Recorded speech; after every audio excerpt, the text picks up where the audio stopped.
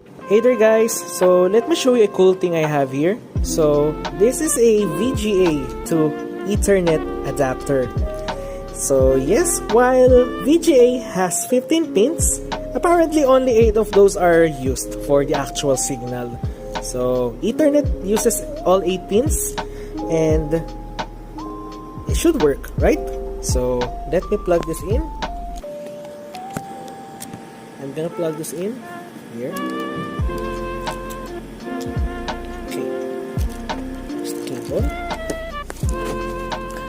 Okay, so I'm going to plug this into my laptop with a 10-meter cable for Ethernet. So hopefully this works. Detected. Okay. Hey, it works! Nice! Hit that like if you like it.